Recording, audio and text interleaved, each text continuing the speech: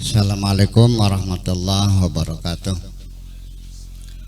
Bismillah, tawakkaltu 'ala Allah, la haula wala quwwata illa billah, asyhadu an la ilaha illallah wa asyhadu anna Muhammadar Rasulullah. Allahumma shalli ala sayyidina Muhammadin wa ala alihi wa sahabatihi ajmain, ma ba'd. Hadirin sekalian, sahabat-sahabat Buya,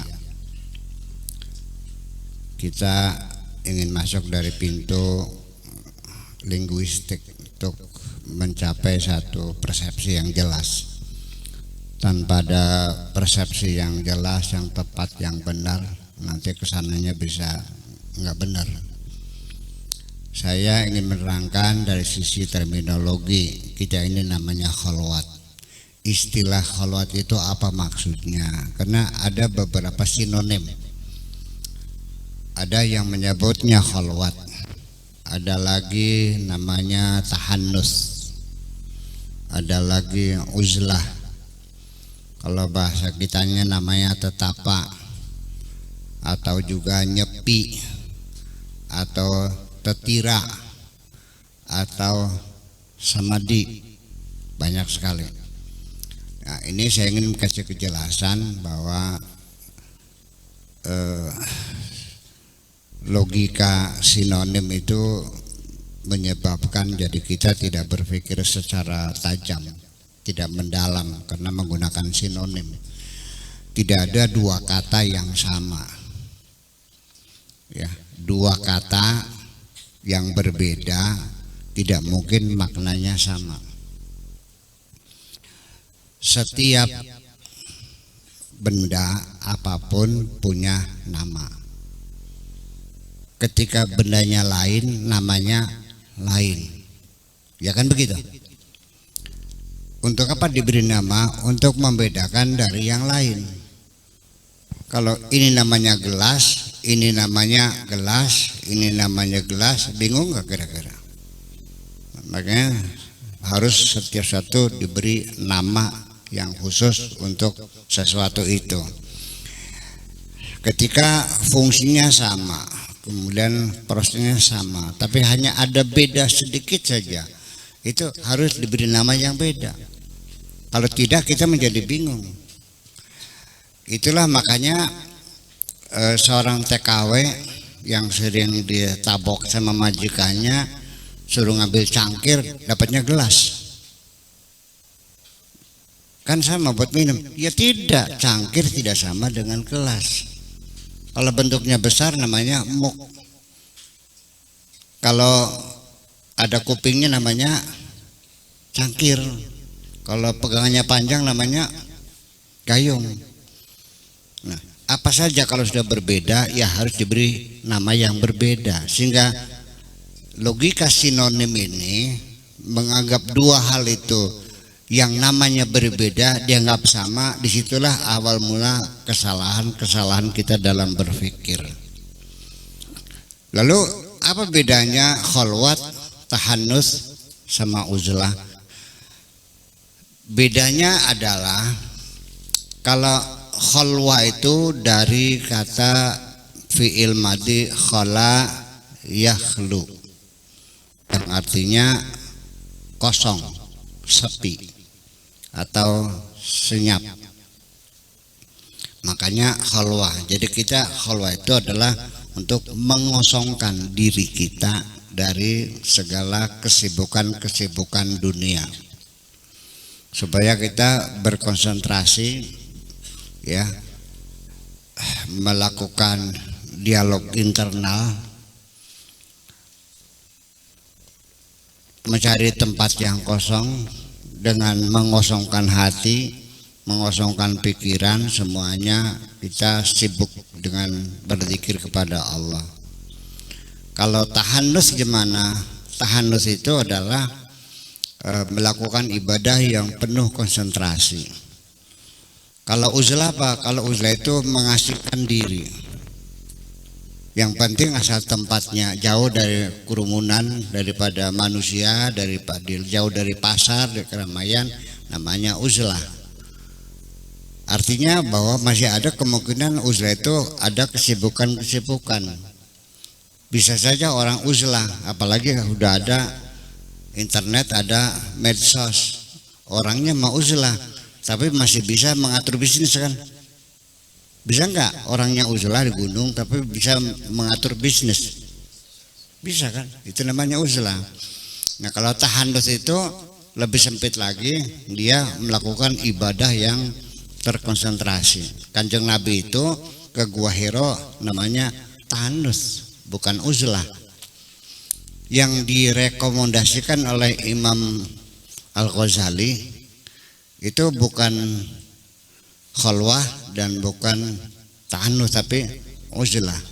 Silakan dibaca lagi di kitab Ihya Ulumuddinnya, itu uzlah. Jadi kita mencari tempat yang jauh dari keramaian. Nah, kenapa banyak orang-orang pintar menganjurkan itu? Karena bagaimanapun juga manusia akan kelihatan pinternya ketika dia sendirian. Ketika kita berkumpul dengan orang banyak, maka kecerdasan kita menurun. Ya, tidak cerdas lagi. Seorang profesor doktor di tengah lapangan, banyak orang, tiba-tiba ada yang takbir Allahu Akbar, melempar sesuatu, dia ikut-ikutan melempar kok. Jadi enggak cerdas.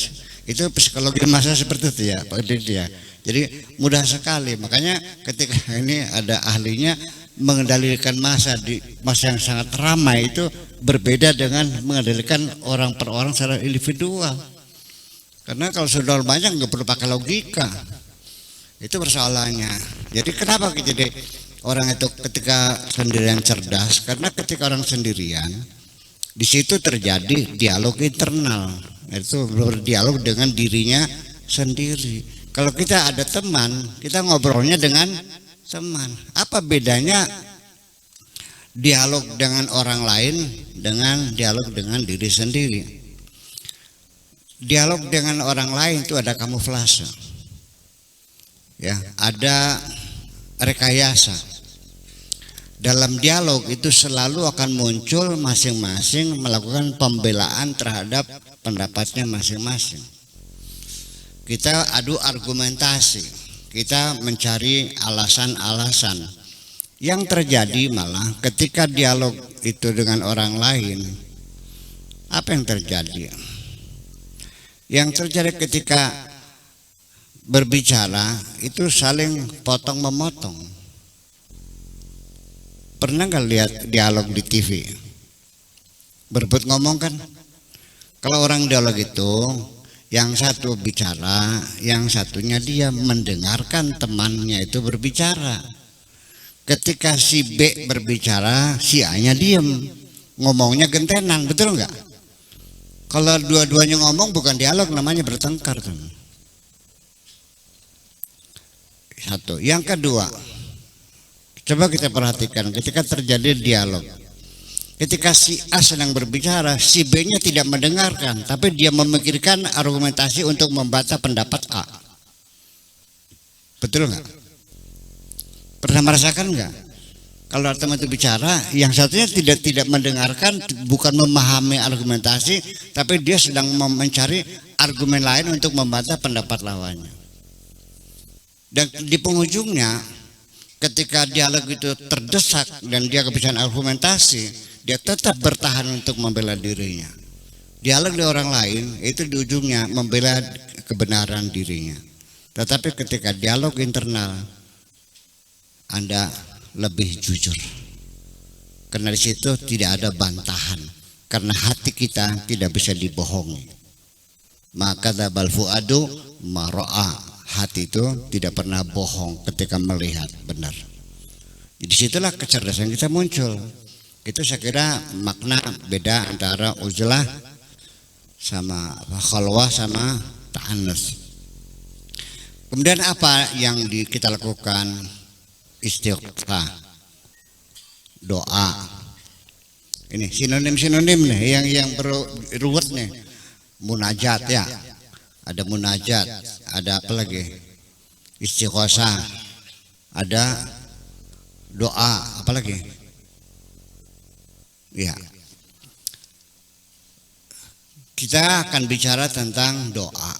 Doa itu bahasa Arab, terdiri dari 3 huruf, dal, ain, dan waw. Bahasa Arab itu mayoritas terdiri dari 3 huruf. Ya, ketika belum mendapat tambahan apapun namanya sulasi mujarrad. Seperti da'a, qatala, doroba, dan sebagainya, itu sulasi. Nah, da'a yadu ini adalah terdiri dari dal, ain, dan waw. Oleh karena lamul fi'li ini hurufnya huruf illah, maka disebutnya nakis wawi. Da'a yadu ini masuknya bab ke pertama, yaitu fathun domun, fi'il madinya, ain fi'ilnya dibaca fathah, fi'il mudhari'nya ain fi'ilnya dibaca dhamma, seperti nasara yan suruh, seperti qatala yaqtulu, da'a yad'u, bab pertama.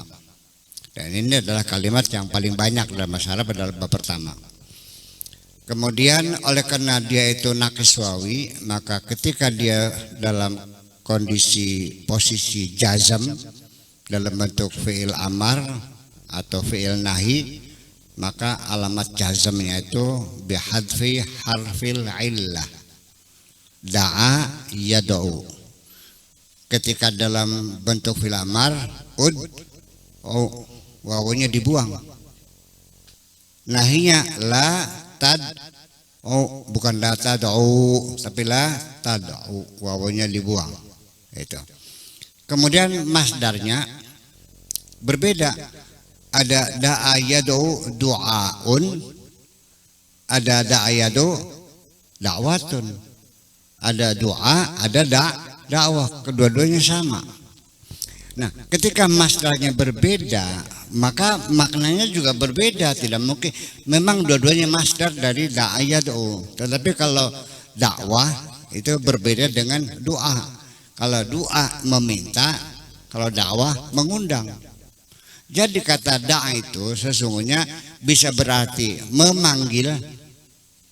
Da'a Zaidun Hasanan, Zaid memanggil Hasan. Yada'u Muhammadun Rabbahu, Muhammad berdoa kepada Tuhannya. Tetapi ketika yad'u Muhammadun liwalimati safari, itu Muhammad mengundang untuk menghadiri walimah safar. Jadi bisa mengundang, bisa memanggil, dan bisa juga meminta. Nah, doa yang mana yang sedang kita lakukan di sini?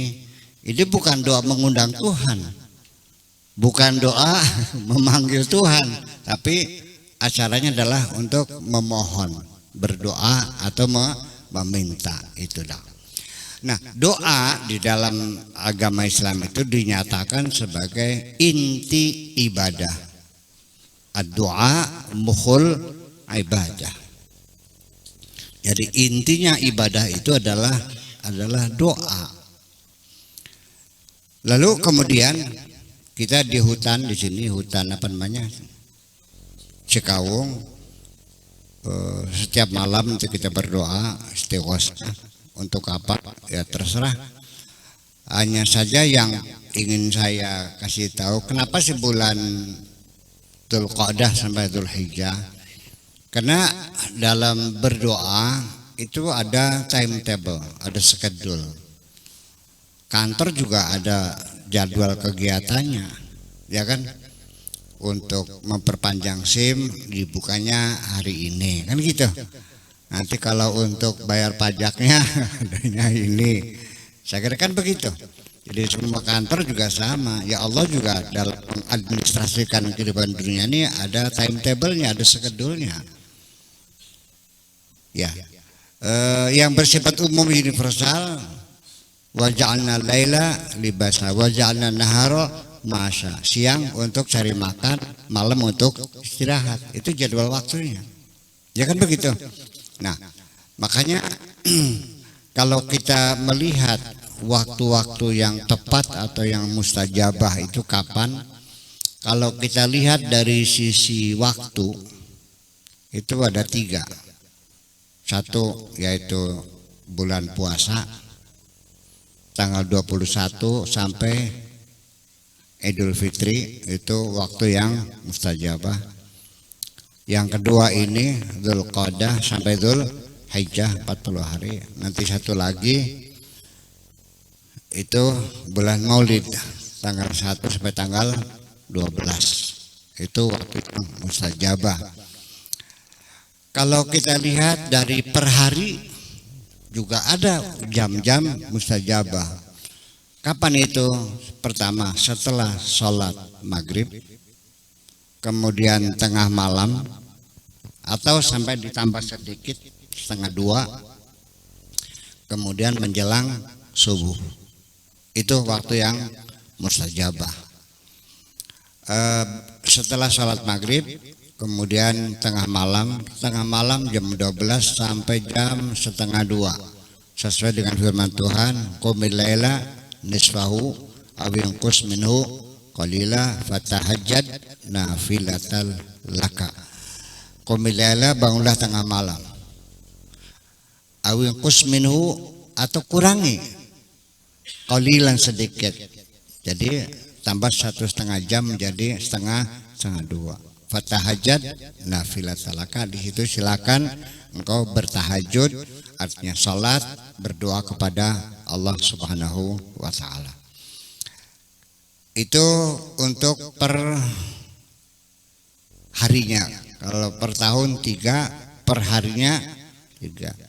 Nah, kemudian per minggu ada lagi istilah per minggu ada. Di antara hari-hari yang banyak mustajabah itu hari Jumat, disebut Sayyidul Ayyam.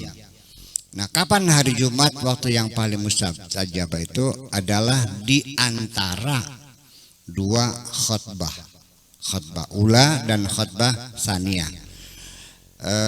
Yaitu ketika khotib itu duduk, selesai khutbah pertama duduk membaca doa, lalu bangun lagi. Berapa menit kira-kira? 1 menit ya.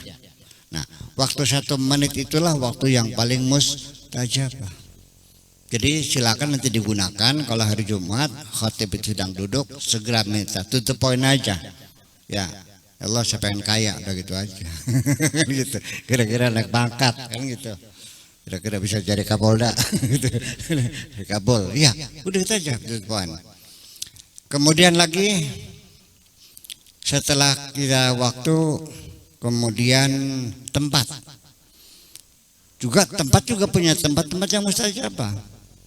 Nah, pada umumnya kebanyakan itu di Mekah. Nanti kita sebut Maqam Ibrahim, Hijr Ismail, Babu Salam, ya kan gitu. Kemudian di Madinah di mana?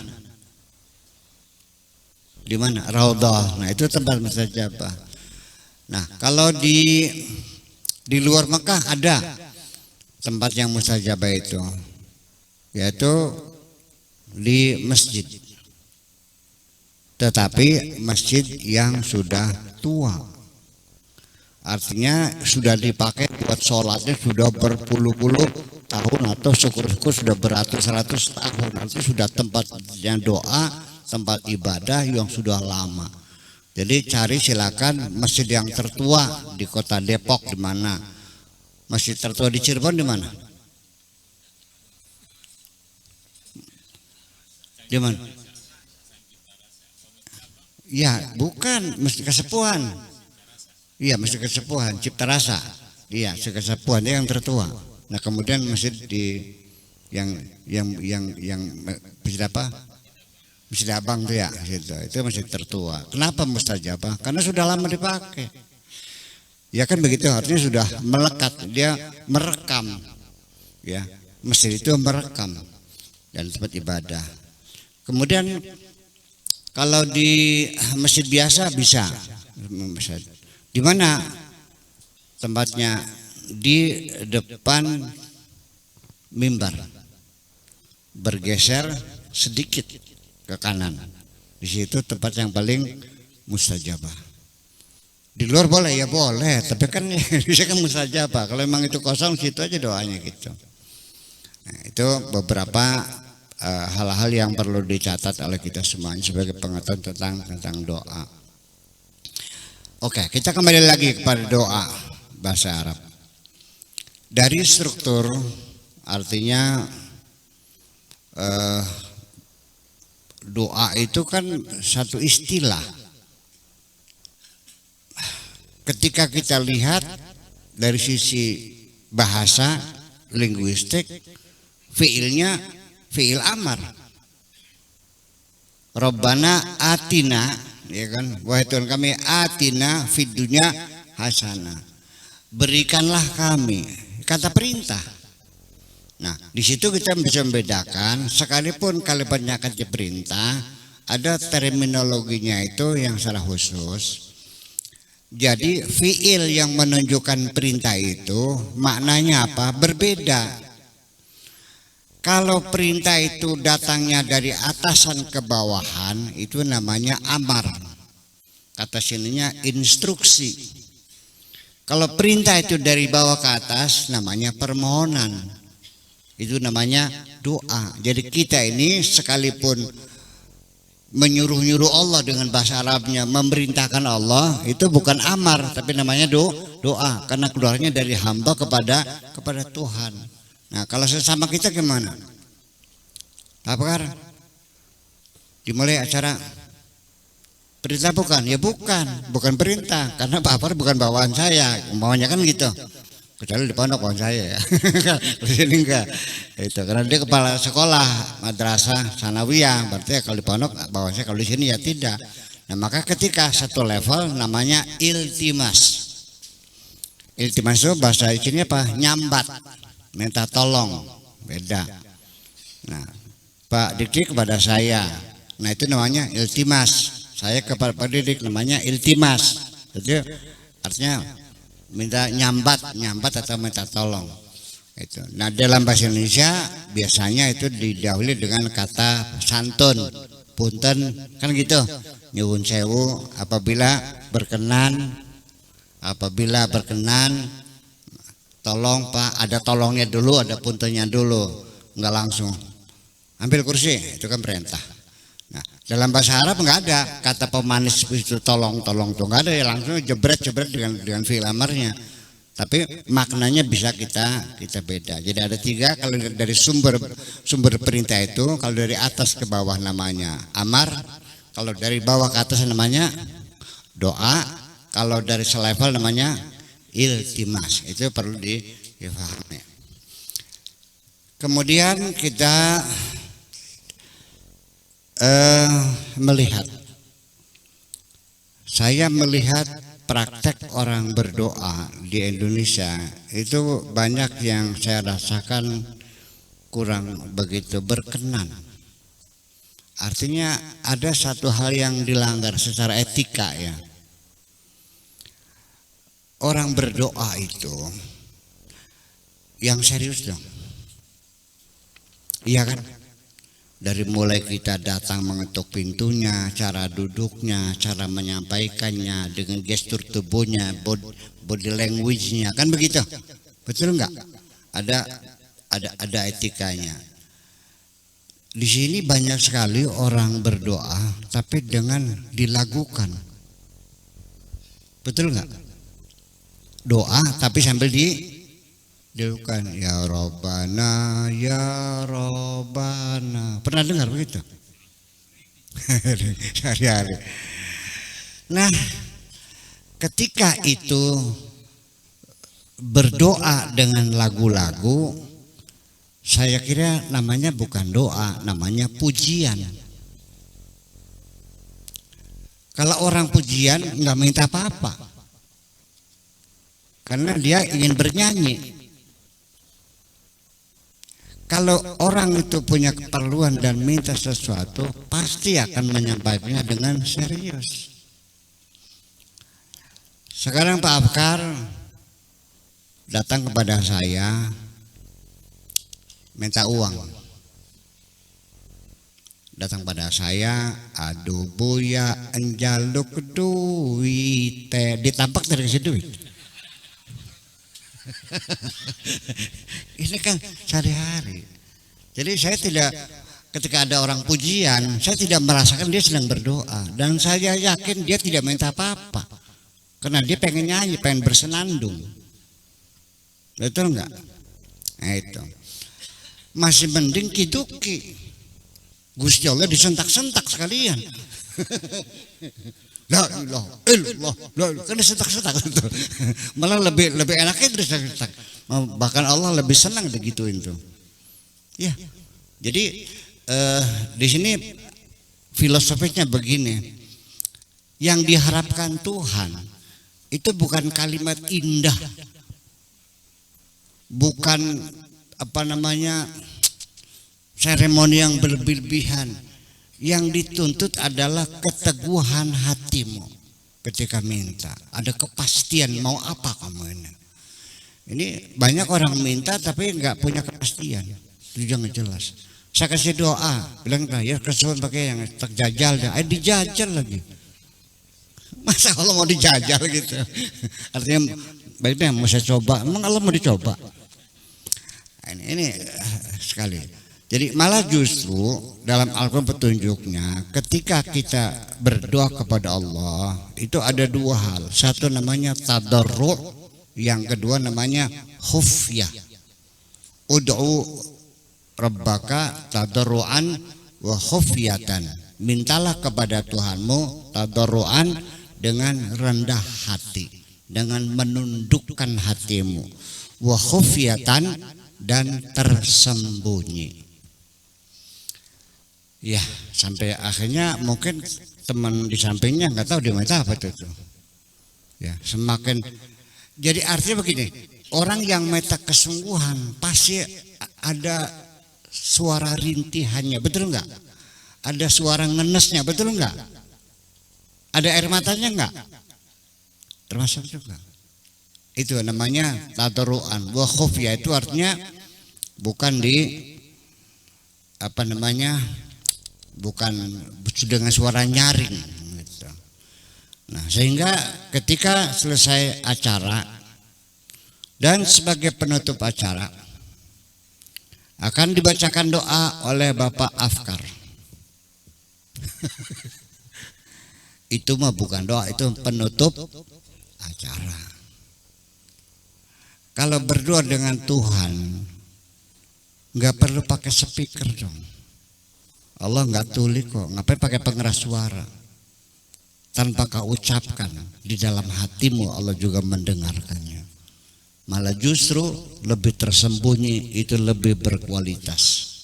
Itulah makanya kita cari di hutan yang sepi seperti ini. Itu. Jadi apalagi doanya dengan menjerit-jerit dan sebagainya. Ya kan gitu. Kemudian lagi banyak sekali saya mau uraikan semuanya biar nanti paham. Nanti kita diskusikan. Ada lagi orang berdoa galak banget doanya nih. Allahumma syattit syamlahum wa baddid jam'ahum. Allahumma qtulhum. Allahumma la'anhum. Menyuruh Allah suruh membunuh orang. Ya Allah, hancurkanlah mereka. Kok kurang ajar banget sih kamu? Dan itu adanya di Hizb. Konon katanya itu karangannya Waliullah Imam Asyaduli. Namanya Hizb. Hizb Nasar. Saya mau nanya, Anda pantas nggak nyuruh saya suruh mukulin Pak Afkar? Gak pantas tuh. Suruh bunuh orang, ini gimana nih? Masa Allah disuruh begitu? Ya kan? Dan ini sudah 1200 tahun yang lalu cara orang Islam berdoa kepada Tuhannya untuk membunuh orang, untuk menghancurkan musuh dan sebagainya. Ya iya dong. Berdoa itu adalah minta kepada Allah supaya yang sakit disembuhkan, supaya yang tersesat mendapatkan hidayah, ya kan? Supaya yang otak kendor dicerdaskan, yang sakit supaya sembuh. Itu yang doa begitu, ya kan? Bukan untuk masalah orang. Nah ini kan jadi artinya sangat kritis. Sekalipun katanya Imam Asyaduli, tapi nggak tahu Kalau Abul Hasan Asaduli itu memang waliullah, memang iya waliullah. Tetapi yang ngarang doa Tuhan suruh membunuh orang nih Saduli mana? Saduli Berungut barangkali, atau Saduli Ciputat. Semacam itu. Jadi artinya bahwa dengan perintah yang benar, dengan nyanyi-nyanyi, dengan suara keras, sepertinya Tuhan tidak pernah mendengarkan. Kemudian artinya bahwa satu kepastian, keyakinan ketika berdoa, dan ini yang penting malah, yaitu kita yakin betul bahwa doa kita pasti akan dikabul oleh Allah. Itu yang penting. Jangan gampang. Jadi yakin. Dikabul. Jangan dikabul atau tidak. Dikabul atau tidak. Jadinya tidak nantinya. Gitu. Makanya kata Kanjeng Nabi, ud'u rabbakum wa antum muqinuna bil ijabah. Ud'u rabbakum, mintalah kepada Tuhanmu, wa antum lan hale utawi sampean iku muqinuna, pada yakin. Jadi kita minta kepada Allah dengan keyakinan dalam diri kita bahwa doa kita akan dikabul. Nah, lalu di samping itu kembali kepada personnya, ada lagi Allah menjanjikan doanya orang dan pasti dikabul. Itu doaul mazlumin, doanya orang-orang yang dizalimi. Itu makanya namanya kalau bahasa Jawa namanya kualat ya. Kualat itu kan apa? Ya kualat itu. Ya orang yang teraniaya dia, ya Allah dikabulkan. Kemudian personal lagi doanya ibu kepada anak. Nah, doa ibu kepada anaknya itu doa yang paling dikabulkan. Dan saya ini salah satu orang yang paling beruntung, karena saya ini paling banyak didoakan oleh ibu saya dibanding dengan saudara saya yang lain. Mas bahkan doang aku sakur, bahkan doang. Iya, yang lainnya kan didoain, malah sampai dipuasain dah. Ya, saya ini doa sebelum kita di akhirat. Begini, saya mau cerita supaya kita yakin. Ini kejadian yang betul-betul saya alami, bukan katanya. Mungkin Pak Far sudah pernah dengar. Di Libya, saya biasa belajar malam sampai larut malam ya, sampai jam 1, jam 2 kadang-kadang. Karena tugas belum selesai. Dan memang pelajarannya banyak banget sih. Jadi kalau kita kuliah di sini kan buku mata pelajaran kan hanya 1 Pak ya. Buku wajibnya. Saya mah 20 Pak. Dan nanti yang keluar soalnya nggak ada di bukunya lagi. Gitu. Jadi mesti dibaca semuanya. Nah, jam 2 malam itu tiba-tiba hidung saya mencium bau masakan Indonesia khas, namanya empal atau gulai ya. Bau gulai nih. Di Libya mah nggak ada gulai. Orang Arab tuh nggak kenal bumbu loh. Masakan semua paling merica sama cabai itu aja kok. Ini ke bau gulai sih. Setelah itu, suara ibu saya manggil. Sampai mau remang sendiri saya tahu. Nah, ketika saya pulang, saya cerita, mak saya sering kali di malam hari itu sering dibangun. Memang iya saya panggil. Gimana caranya? Digentong.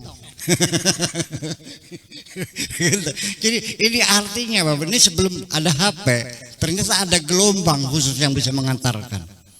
Iya, karena mungkin ibu saya berdoanya betul-betul dari lubuk hati yang paling dalam, bukan hanya formalitas, dengan tulus dia mendoakan supaya anak saya selamat selesai kuliahnya, bisa pulang selamat, kan begitu berpuasa.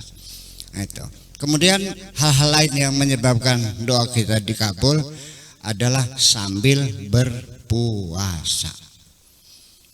Karena Allah ketika berjanji, silahkan berdoalah kepada aku, pasti kukabulkan. Ud'uni astajib lakum. Kenapa demikian? Itu ayat ini nih di tengah-tengah membicarakan puasa. Artinya yang dijanjikan oleh Allah pasti doanya orang yang sedang berpuasa itu pasti dikabul, itu dalam bulan puasa.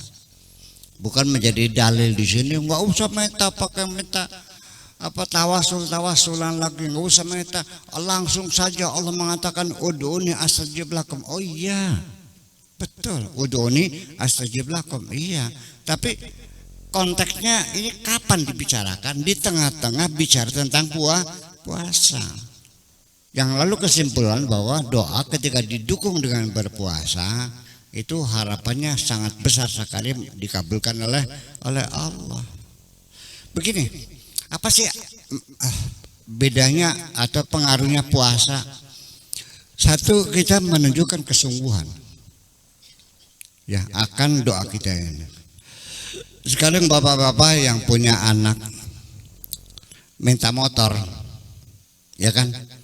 Bapak uangnya nggak cukup, ya ntar neng bulan depan atau setelah panen anaknya maksa banting pintu ditabok sekalian, mecahin piring karena maksa beli motor, tabok sekalian. Betul nggak? Semakin anak itu ngelawannya semakin tapi begitu anak itu masuk kamar nggak makan, bapaknya gemeter. Neng minta apa, sok bilang makasih. Makannya enggak, makan enggak. 3 hari aja bisa pingsan bapaknya. Iya, letak utang kok. Itu artinya bahwa penekanan yang luar biasa dalam keadaan kita kosong.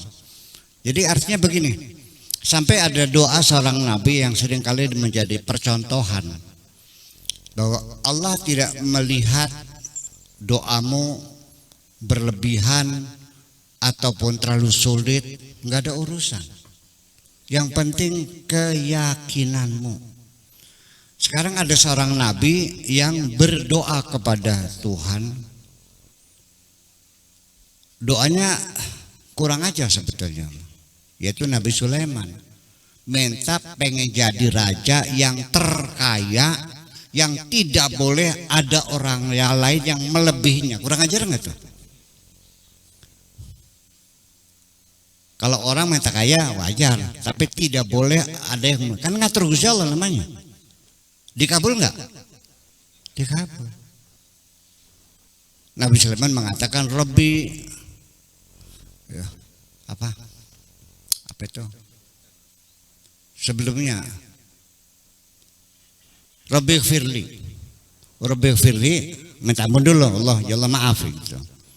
Wahabli min ladunka mulkan, berilah aku kerajaan yang terkaya di dunia, la yambaghi li ahadim mim ba'di, jangan ada orang setelah aku lebih kaya dari aku.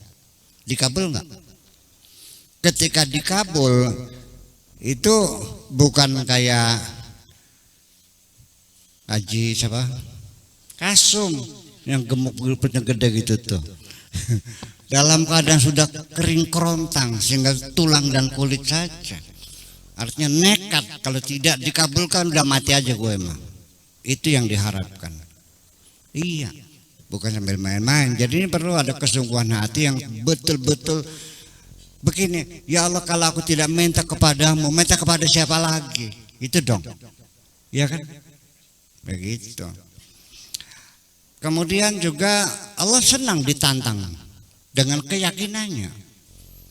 Nabi Muhammad pernah menantang juga kok. Andaikan perang Badar ini kami tidak menang, besok tidak akan ada manusia yang menyembahmu lagi. Bayangkan, kurang ajar nggak? Didengar oleh Allah. Jadi yang penting keluar dari keyakinanmu itu yang penting. Jangan sesuganan, jangan coba-coba, yakin gitu seperti itu. Ini sangat penting sekali kita ketahui. Jadi artinya kemudian adapun kenapa saya kasih banyak selalu dengan menggunakan Asmaul Husna, ya kan gitu, ya Rozak, ya Karim, ya Rahman, ya Rahim. Karena ini Allah sendiri, ayyama tad'u falillahil asmaul husna. Kalau engkau punya keinginan untuk meminta sesuatu, tinggal sebutlah namaku. Asmaul Husna itu nama-nama Allah yang jumlahnya ada 99. Itu namanya Asmaul Husna. Tapi kalau Asmaullah banyak. Tapi Asmaul Husna yang disepakati itu 99. Kalau sekedar nama saja, isim saja, ya apa saja kalau dikasih maha ya namanya nama Allah juga. Seperti penipu, kalau dikasih maha boleh enggak? Boleh. Wallahu khairul makirin. Iya kan gitu. Pendendam, kalau maha pendendam ya boleh juga. Tetapi bukan Asmaul Husna, itu Asma Allah saja. Kalau Asmaul Husna itu adalah yang 99 itu, dan yang tertinggi namanya Ismul A'zam gitu. Kadang ada ya bukan berita, Asma itu 99. Siapapun yang telah mengenal nama Allah yang satu itu supaya genap 100, kalau sudah kenal nama yang satu ini maka dia sudah menjadi waliullah gitu. Apa ya? Yang nggak tahu. Jadi sendiri apa itu. Nah makanya jadi artinya bahwa yang penting adalah doa, bukan ungkapannya, bukan sastranya. Nggak perlu baca kayak baca sajak, saya nggak usah. Dan saya melihat sendiri bahwa banyak sekali ramuan-ramuan formula-formula doa yang dijual di toko-toko, di kitab-kitab, itu bahasanya indah semua, betul enggak? Sangat indah, sastrawan. Begini, Allah mah enggak melihat keindahan bahasa itu, yang ada keindahan hatimu sendiri. Saya mau cerita, doa itu enggak usah panjang-panjang. Ngapain panjang-panjang? Memangnya Allah ngurusin kamu aja? Kulla yaumin huwa fi sya'nin. Allah itu sangat sibuk sekali ngurusin makhluk alam dunia. Jadi kalau kita memohon kepada orang penting yang sangat sibuk sekali, sekelas presiden, menteri, gubernur, itu saya kira nggak usah bertele-tele dong. To the point saja sih, betul nggak? Nah makanya terstruktur, kemudian juga ada etikanya. Makanya dalam berdoa ini ada beberapa hal yang penting, bukan bertele-tele tapi ada strukturnya. Gini aja lah, kita contoh aja deh supaya bisa dimengerti dengan mudah. Saya pengen belajar ngomong kira-kira mudah dimengerti. Ternyata masih ada yang salah paham juga. Padahal saya tuh kadang-kadang kalau ada orang yang salah paham, saya nanya, saya kalau ngomong jelas nggak sih? Saya ini kalau ngomong jelas nggak? Tapi masih banyak yang nggak paham tuh. SMS ini gimana? Nggak paham. Pengajian kemarin itu ada yang nanya, ini orang nggak paham, ada yang nggak paham. Itu. Jadi artinya bahwa begini,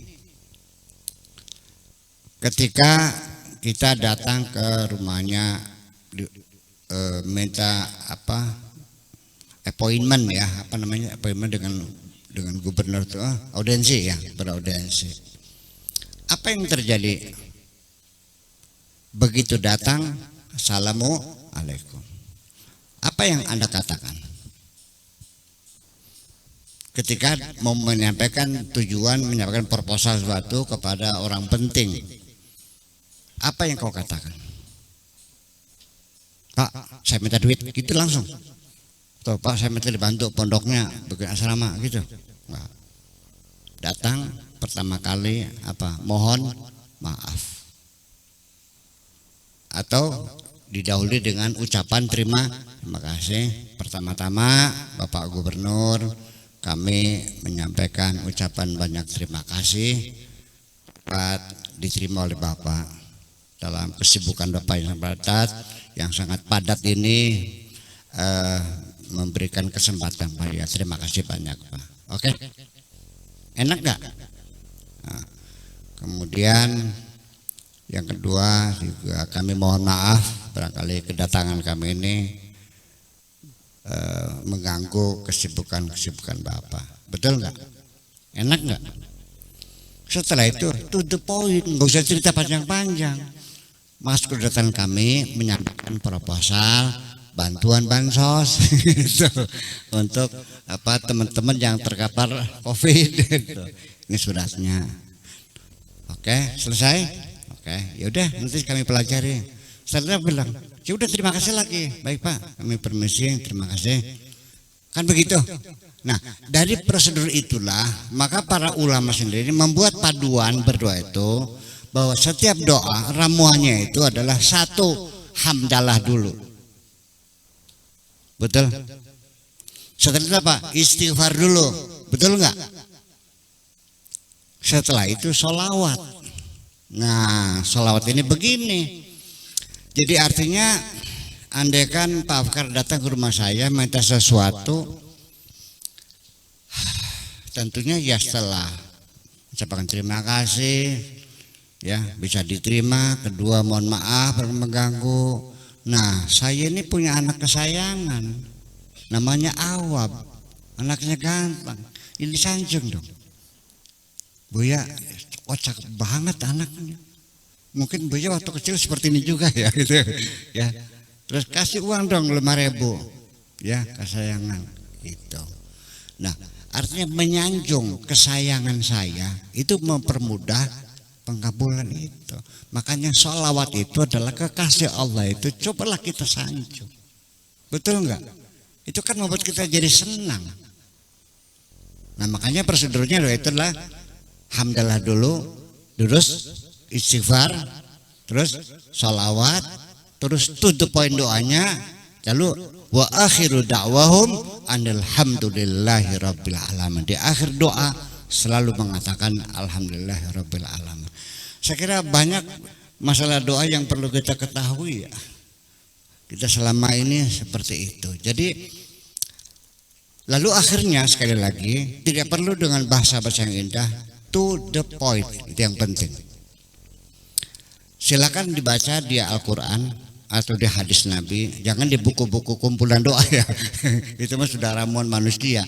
Yang aslinya semua doa dalam Al-Quran adalah to the point. Rabbana atina fid dunya hasanah wa fil akhirati hasanah wa qina adzabannar.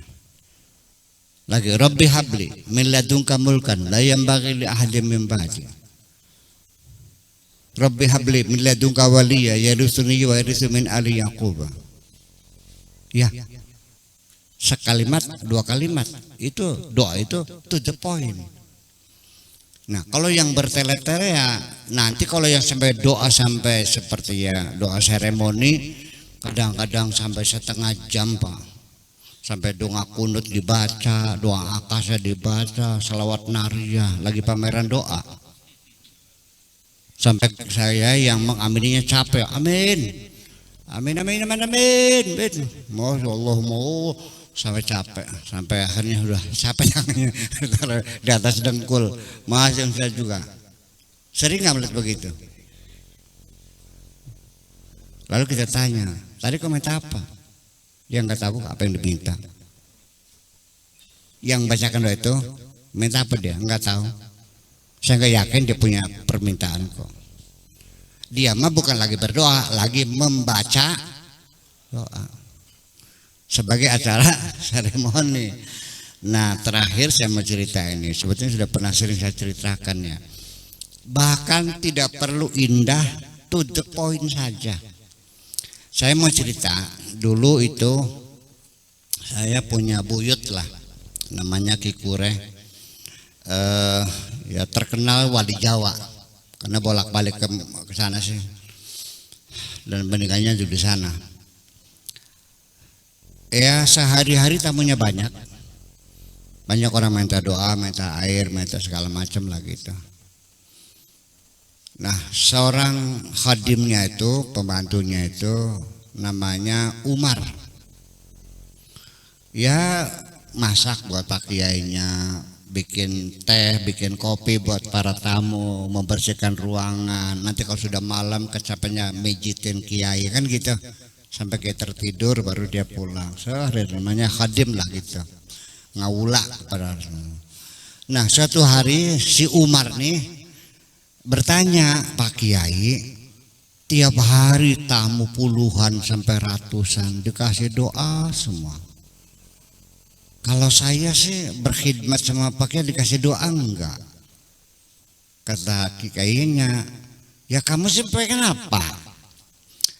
Nggak tahu. Mau minta kaya nggak pantas ya, orang buta huruf. Mau pengen sakti nggak kuat puasanya gitu. Ya minta apa? Ya paling-paling ya pengen punya uang sependil aja. Pendil itu periuk ya. Karena dulu uangnya pakai koin sih. Jadi minta apa? Pengen punya duit sependil. Ya udah silahkan. Doanya gimana? Kamunya minta apa? Duit sependil. Ya udah silahkan. Doanya apa? Ya kamu mintanya apa? Duit sependil. Ya udah silahkan. Jadi apa doanya? Ya duit sependil. Begitu. Iya. Tapi nanti kalau kamu selesai mejatin saya sudah tidur, kamu silakan ke masjid, duduk di depan mimbar, geser ke kanan sedikit. Katakan kepada Tuhanmu. Bini bilang, ya kamu minta apa? Di sependil, oke.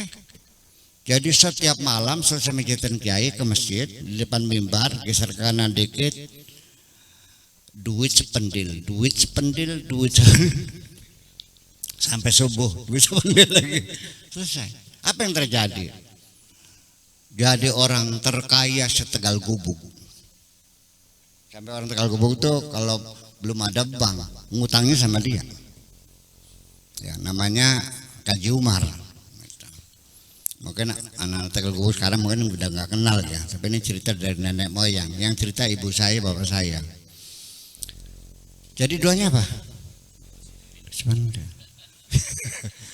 Apa sependil? Enggak, ternyata ya lebih dari sependil. Gitu. Nah itu terjadinya ketika ada mata uang dua berlaku, uang merah sama uang republik. Terjadi stagnan di situ. Ya, uang merah itu uang Belanda, uang republik itu uang rupiahnya. Kalau orang belanja di pasar republik dengan uang merah dicurigai Belanda. Kalau orang bawa uang republik beli di pasar Belanda dicurigai pemberontak. Jadi kan ada demarkasi di situ. Akhirnya apa? Di situ perlu baru disitulah Mang Kaji Umar ini money changer pertama kali. Ya, kalau orang mau beli benang, beli kain di pasar Belanda dong. Tapi kalau beli terasi, bisa beli bawang, sabrang di mana? Di pasar republik. Jadi akhirnya Mang Umar ini jadi menukar uang. Bahkan dia sebagai mediator. Orang Belanda mau beli sayur-sayuran nyuruh Mang Umar. Orang Indonesia mau beli benang, ya, kain dan sebagainya, malah Mang Umar. Bayangkan. Ya kalau sekarang mungkin uangnya miliaran barangkali. Masih tetap dalam buta hurufnya. Jadi Mang Kaji Kasan punya utang 1 juta, diterus ditembok pakai orang ruang bulat 1 juta. Di rumahnya sebelah utara, kasih panas seret ke utara gitu. Enggak bisa gitu, bisa kaya. Kalau udah bayar 500.000, berarti nanti dicoret, dihapus baru. Nulis angka aja nggak bisa. Tapi Allah berkehendak bisa jadi kaya. Ya, betul nggak? Jadi dulu dia merasa kecil hati, saya orang buta huruf, bagaimana bisa kaya? Ternyata bisa nggak? Jadi ketika filosofisnya, ketika Anda meminta kepada Tuhan, jangan terbayang dalam pikiranmu ada kemustahilan di hadapan Tuhan. Terima kasih. Assalamualaikum warahmatullahi wabarakatuh.